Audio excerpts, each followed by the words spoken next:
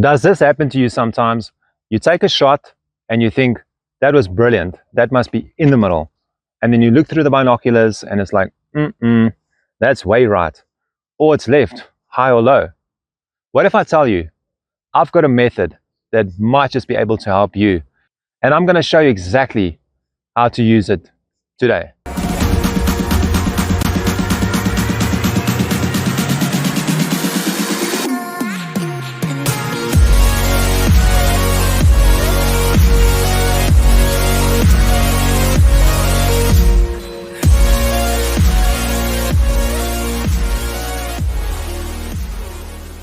Today's video is all about bow forgiveness.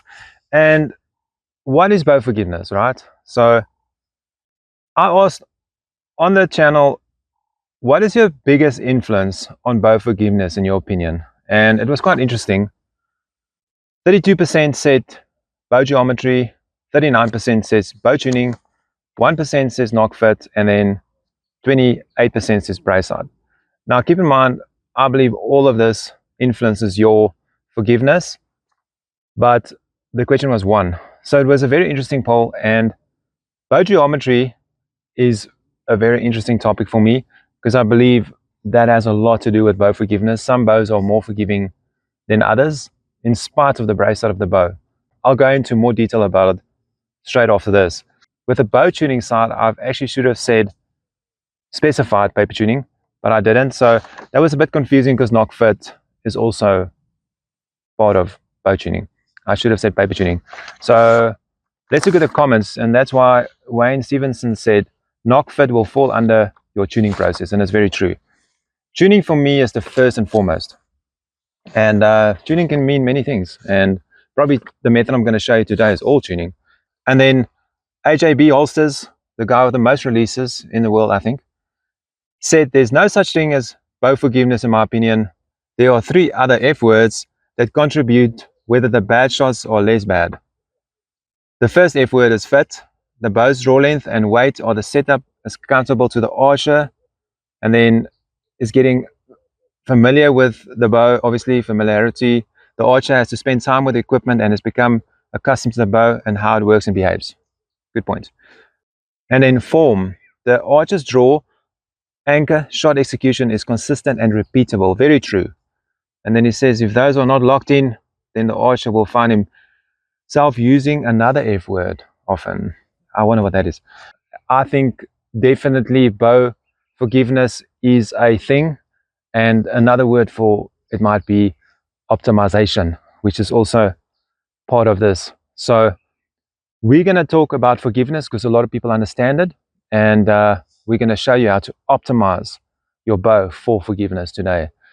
And I can guarantee you, if you do these steps, if you haven't done it and you do it and you find that your bow is not optimized, you're going to increase your accuracy major. I've done videos on this, just briefly about the methods I'm going to do now, but now I'm going to show you a step-by-step method on how to actually do it and understand it better. So let's get straight into it and let's start. So what are we going to need today? You're going to need your bow. Thanks. Now that you have your bow, you're going to need your quiver with arrows and all the releases and everything. Now that you have all that, a good thing that might help you as well is a good pair of binoculars. Thanks. And we're going to need a range. Thanks. Pretty cool range. I think I've been here before.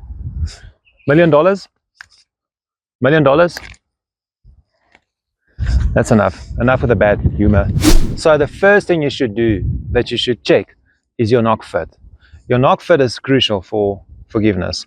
And if you don't have a proper nock fit, you're going to battle, and then you're going to have to change it afterwards, which is double the work. You're going to need to do the tuning, and then you realize, oh, my nock fit is not right. Then you have to go all the way back and redo everything. So I check nock fit like this. I do a hanging test like this. Then I will rotate the string and see if it influences the arrow. If it doesn't, I know it's good. Take 2 fingers, just tap the string, and the arrow should be out of there. If it gets stuck to the string and it's hard to get off, that's going to influence your accuracy. Another test you can do, which is quite interesting, is how slack your string is at brace height. Now this one is quite stiff. I just do a simple test like that. You can feel that it's firm at brace height.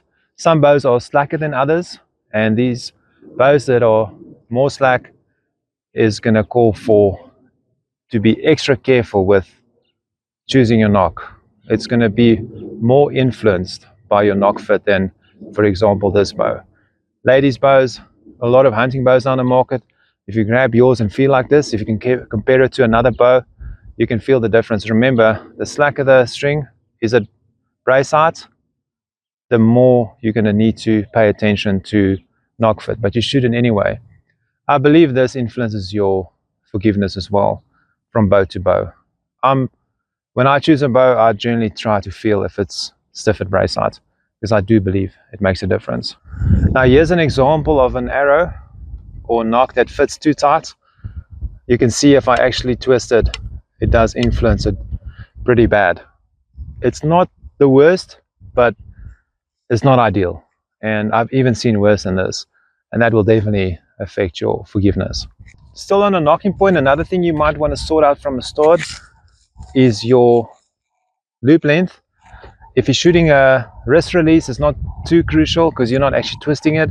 But if you're shooting a handheld, by putting it onto the loop like this and then twisting your hand like you most of the time will do, that's going to influence your string at full draw, and you don't want it to be inconsistent.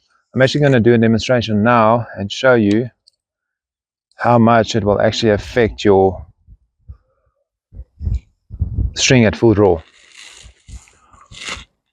So if I draw it like that and I twist my hand, you can actually see it's actually moving that string, and that will affect where your bow shoots. So the shorter that is, the more it's going to affect the string. The longer, obviously, the less it's going to affect. You want that perfect length where it still feel comfortable and it's not overly long, but it's not influencing it to the point where it's affecting your accuracy. So just keep that in mind as well before you go through all the rigmarole of tuning and then having to go back and change it. But that's not too serious. It's not like center serving you need to change. There are two ways of sorting out a nock fit problem. You can either go to a smaller center serving, or you're going to go to a bigger nock. And then also remember, it's how you tie it properly. Put a nock set in there, and also make sure there's a little bit of space between the nock set and the top part of the loop or the other nock set. So you can either put one or two. I've got a video on this, how to tie it. I'll put it in the description, and also you can click on it now. I'll put a link to the video right now. So while I'm doing this video, I just remembered, if you're pulling a new bow out the box, you should maybe do this before anything else, right? Get it set up more or less. Don't worry too much about paper tuning. Set up your arrow rest, your center shot, get your bow to shooting, more or less on the target. And before you do too much tuning and you got your draw length right and all that sorted out, then do this first, because otherwise it might change your tune again. Moving your rest back and forth is going to change your tune 99% of the time. This one actually didn't, and I was quite surprised with this bow that it didn't actually, because I did it the other way around, which I would usually not do, but I was in a rush, like I said. But do this before you do major tuning and spend hours, because you're probably going to end up changing everything again. So just keep that in mind. Now, what is torque tuning? Torque tuning is basically where you want your bow to shoot at the same place, whether you are holding it straight or torquing it slightly. And this will simulate kind of a bad shot. So that's the idea. And today's bows, like the Sequel 33 I'm shooting, is a reflex riser. So that means the riser is coming back from the limb pockets out to your hand and then back again to the limb pockets. So let's look at this Exodus. This is another design. This is more target orientated bow design. This riser is straight, and some target bows even go deflex. What that means is your grip, if it's straight, is in line with the limb pockets, and if it's deflex, it's going to be in front of the limb pockets. Now, this bow torques a lot harder than the Sequel I just showed you. Now, what is the method and how do we torque tune? Torque tuning is basically, all it is you stand on 20, 30, 40 yards, wherever you're comfortable, and then you shoot at a straight line or a small dot. You shoot normally. It's not that even important to get your bow set in, you know, because what I usually do, I shoot two different nocks. I've got teal nocks here and I've got orange nocks. So I'll usually shoot, for example, the teal nock, I will shoot without torquing it, and then the orange nock, I will shoot torquing it on purpose. And then I would see if they hit together. If they don't, I would adjust accordingly. So the reason I showed you the two different bows, they do react very differently from when you torque tune them and when you do the test. These bows will tend to, if it's not set up right, most of the time, I'll say 90% of the time, they will shoot the opposite direction when you torque tune it. So in other words, if I torque it left, it will actually shoot the opposite way, it will shoot right. And these bows, for example, the straight risers and deflex risers will often shoot the same direction as the stabilizer is pointing. So in other words, if I'm torquing it left, it will actually shoot in the left direction. Now, what does this mean? So when we get a left shot, torquing it left, it would mean that you will move your sight out further from the bow, or you will move your rest out further from the bow. So in other words, your sight and your rest has to go further apart. And actually, if you are torquing it left and it shoots the opposite direction, you're going to move it in, your sight, and also you're going to move your arrow rest in. So the saving grace for these bows is that most of the arrow rests today are they're hugging the riser tight. You either get the integrated systems, a lot of companies make that, where your arrow rest actually sits very tight onto the bow. Now, this is actually a good thing because most of the time your arrow rest is going to have to move all the way forward and you're going to have to move your sight all the way back. Now, if your sight can't move further back, it can't move back and forth, you pretty much stuck with that sight. Some sights have a option for at least 2 or 3. You can test it. You're probably going to need to move it all the way back, in my experience. Now we're actually going to do a demonstration. I've moved all the way to 20 yards forward and I'm going to shoot a shot. I've taken the sight all the way out. So this is not, this bow was torque tuned, but this is demonstration. So I know it's not going to shoot right now. It's probably going to shoot the opposite direction of the torque. Remember, when you're torquing it, please don't torque it off the cams. It's a slight torque. I'll say 2 degrees, maybe, if I have to guess. So in other words, if you're shooting a long stabilizer, torque it 1 or 2 inches. If you're shooting a small one, torque it about 1 inch. This is not a extreme test. You'll never torque it that much without knowing it, but this is just a test to slightly over-exaggerate what you would normally do, just as a control test to know which direction you're torquing it. It's not excessive. Like if you torque this bow too much, you know, the string is going to climb off the cams and you don't want that. You can torque it slightly, you can feel it. I'm not going to hit the dot properly, it's going to shoot low because I moved it out. The purpose of the test is that both arrows are hitting at the same spot, the one torquing it, the one not torquing it. So let's go. I'm going to shoot the first shot. Okay, shooting low and to the left. I'm going to torque it to the left now, and then let's see what it does. I predict it's going to shoot right from the other arrow. Orange nock, here we go. I'm going to torque it slightly to the left. About 2 inches, I see my stabilizer moved.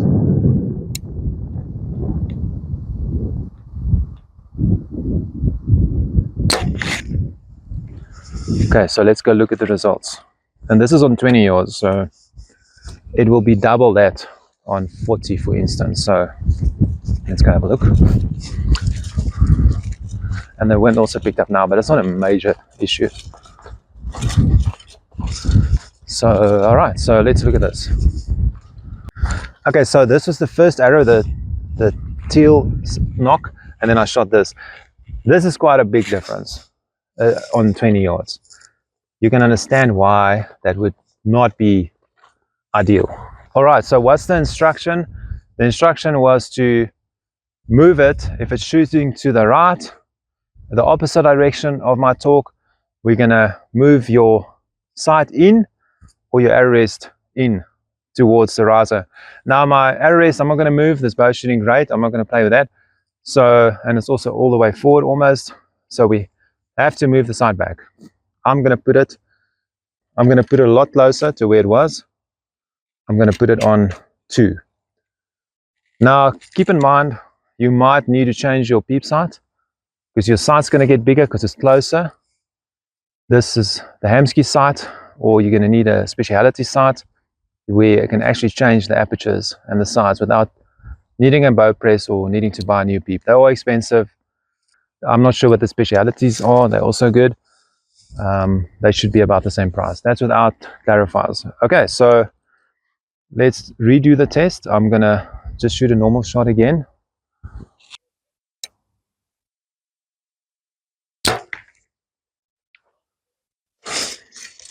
All right, that's a normal shot.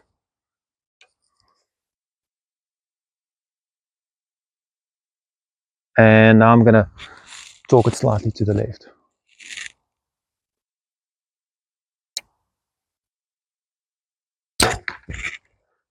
Okay, let's go look at the results.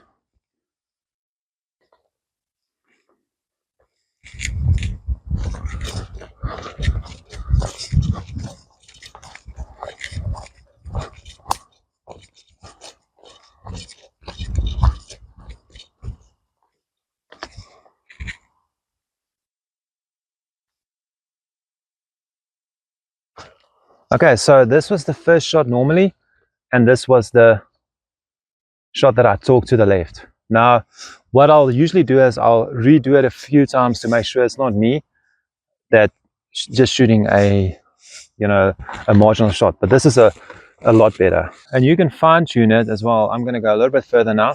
I'm on 70 yards here. So I'm going to double check. 70.4. It's a bit windy now. And I'm going to shoot the pink balloon. I will shoot as a normal shot. And then actually for the blue balloon, I will torque it. This will just give it a more of a visual feel for you guys as well. And then you can have fun along with me, I guess. It looks like a gender reveal, but it's not really. It's pink and blue, but it's just the 2 balloons I picked out of the pocket. It's not a gender reveal, just to make it clear. All right, so pink balloon first, normal shot.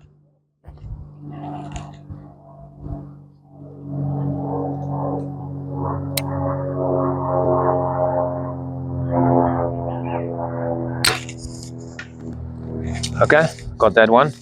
Now I'm gonna torque it to the left.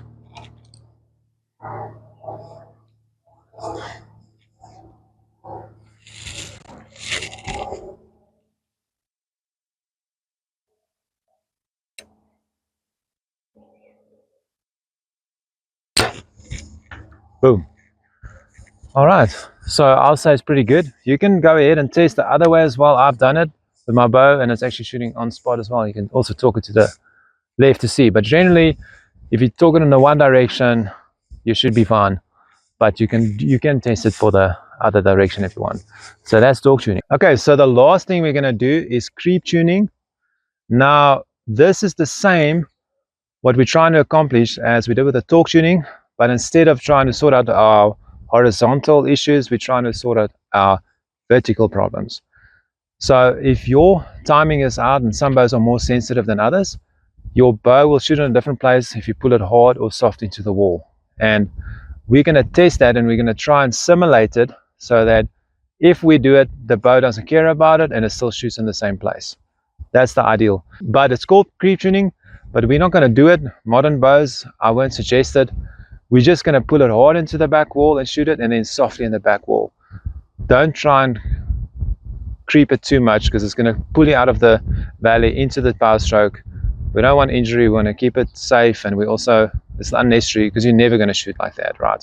So we're not going to do creep tuning like in the old days. The bows aren't designed for that. They're quickly out of the gates and you might end up with a shoulder injury or the release flying out of your hand. I don't think so, but just for safety. Okay guys, we are back at 20, and again I'm going to shoot the teal nock first.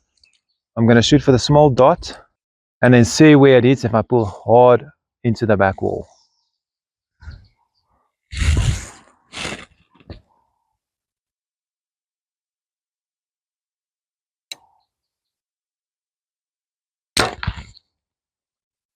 Okay, slightly high. And that was the teal nock. Now I'm going to shoot the orange nock by pulling it lightly into the back wall.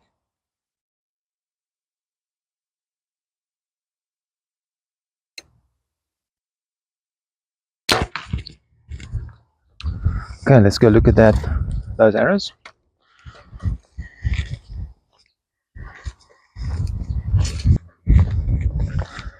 Okay, I'm pretty happy with this. This is basically on top of each other, and you can go further and test it as well if you want to test it further on longer distances. My bow was perfect with creep tuning. If yours wasn't, I'll explain to you now how to fix it. If it was shooting high with your second shot, in other words, when you were lighting the wall, you will need to twist up your bottom cam. If it was shooting low, you will need to twist up your top cam. Now, I'm not a big fan of half twist, so if yours was slightly high or low, you can add a piece of loop material and you can put it in between your string, and this will shorten it slightly. I've got another video on this, which I will add now. I'll also put the link in the description. You can check it out there, and then there I will show you exactly how to micro tune your cam sync, and that's what you need to do here. That's it for today, guys.